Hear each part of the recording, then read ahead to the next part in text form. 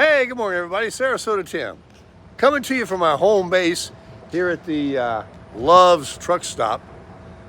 Got a cup of coffee. It's 3 o'clock in the morning. Now, you guys know I'm an early riser. That's good coffee. I got up this morning earlier than I wanted to, and I'll tell you why. A little story behind it. And I know the young lady will be watching.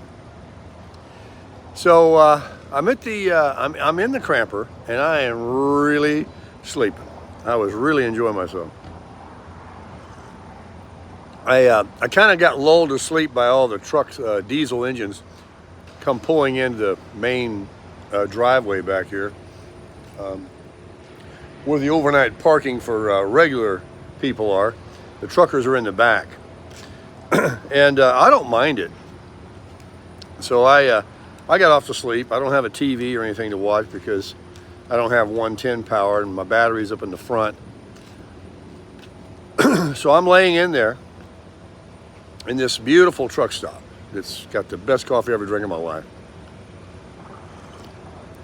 That really is good. It's that dark roast, some kind of dark roast, Colombian or something. And I'm laying in there, and I hear flap, flap, flop, flop, fizz, fizz. No, I'm hearing flap, flap, flap, flap. I'm like, come on, what is that? So I open up the hatch. That's why I don't have a door, I got a hatch. Opened the hatch, and the wind got it. It was just a little breeze, and swung it on around. And here's a beautiful young lady. Underneath her car, on her knees, you know that shroud that covers the bottom of your car that protects the oil pan and the different components under the car. It's a big plastic shroud. So I opened up the door and I looked out like this. I look like the way I look right now. And she goes, "Oh, I'm sorry. I ran over a tire or something, and this thing is hanging down." That's good coffee. And I was so really into my sleep, I thought, well, you got this. At least I know it's not somebody trying to get in the back of my truck or whatever, because it did sound like it was right outside my door. And she saw that I was laying in there, and she apologized, but she's in need. But it took me about 30 seconds to want to help the damsel. And so I'm just coming out of it. I'm like, what are you doing? So anyway, I get out, and she said, she kept asking me if I had a zip tie, and I couldn't understand her because I couldn't hear. And then I figured out she was saying zip tie. So I get out. I said, well, let me take a look. I'm not gonna just close the door on the gal. And let me take a look. You know me, right, Mr. Mechanic? I can't even spell it. I mean, when something breaks on my car, all I can do is sit there and stare at it. So she was flapping, and doing all she could, but it wasn't sticking. She had ran over something, and it tore that thing completely off, all those little things that it connects to in the front, and it was like a big shovel, like a scoop that was just scraping the ground.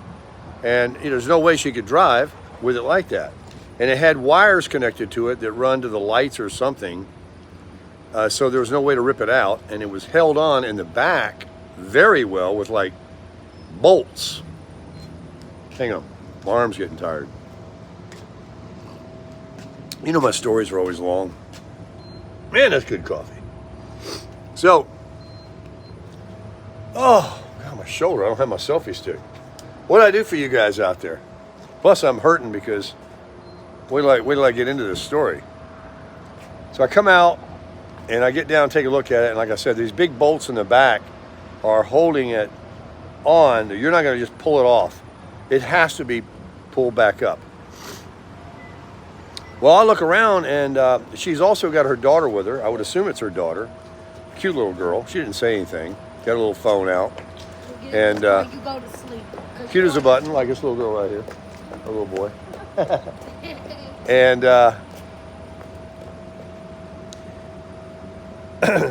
they disappear. And I'm down there on the ground now. I'm looking at them going, oh my gosh. There's nowhere, no how to connect this thing. You can push it up, but there are no holes for anything. I found a couple of zip ties in my galley that I happen to know I stuck in the toolbox. I brought a couple pairs of tools, you know, for my trip, so I can just stare at it with a tool in my hand. And gone, that's good. Java and or whatever. Anyway, back to the story. They'd went inside and asked them if they had zip ties and came back out and had a bag of 3 or 4 bungees. And you know me as a mechanic, I said, that isn't gonna work. You need a zip tie, what I got here. And there was nowhere. I fiddled around for 5 minutes, it seemed like 30 minutes, with my zip tie. I couldn't reach my other arm around to grab it. I'm getting a cramp in my neck, and I'm on the asphalt out here.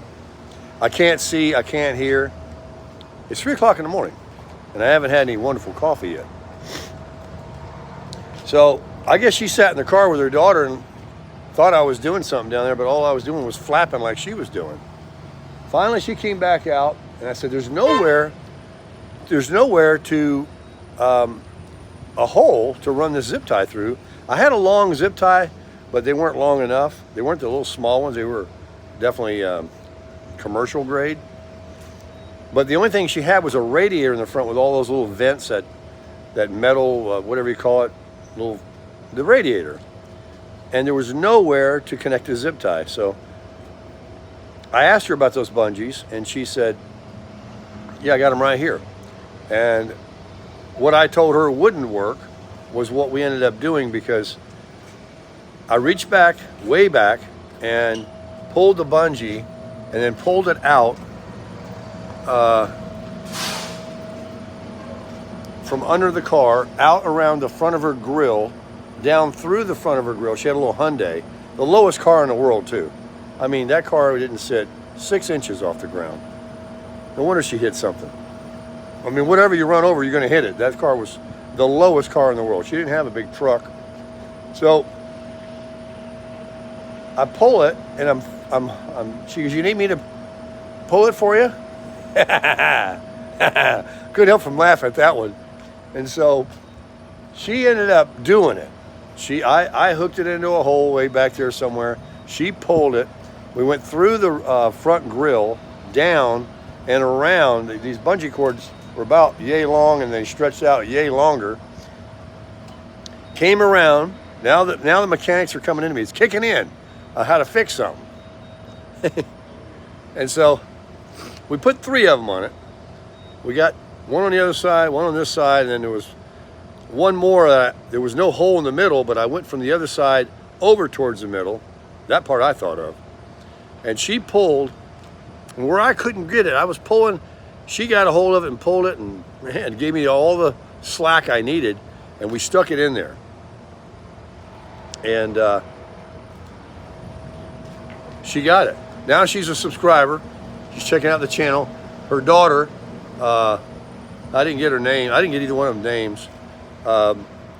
She was on her little phone in there, and she was already finding me.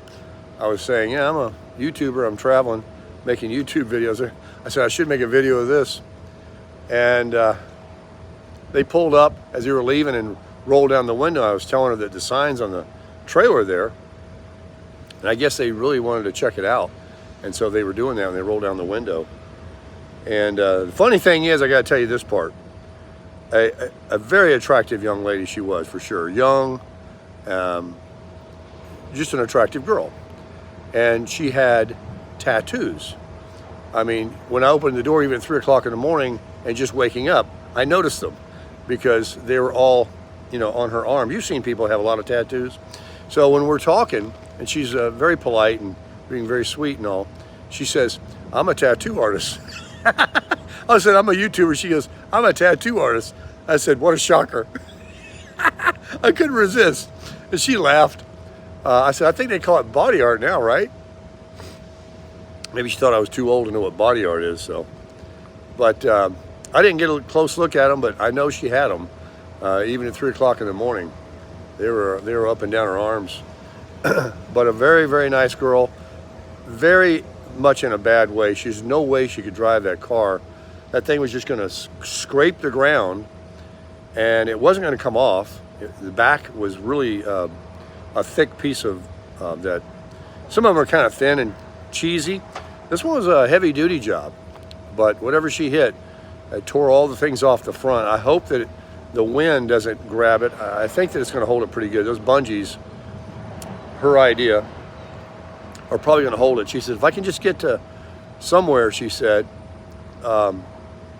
she's got a friend that's a auto mechanic or a body shop or something like that, and she's going to get it fixed. But right here in the parking lot, Sarasota Tim, working on cars, 3 o'clock in the morning. Now, I'm going to have this delicious coffee. My idea is just to drive and sleep until I get out west. So I drove, I slept, and now it's time to drive and crush it.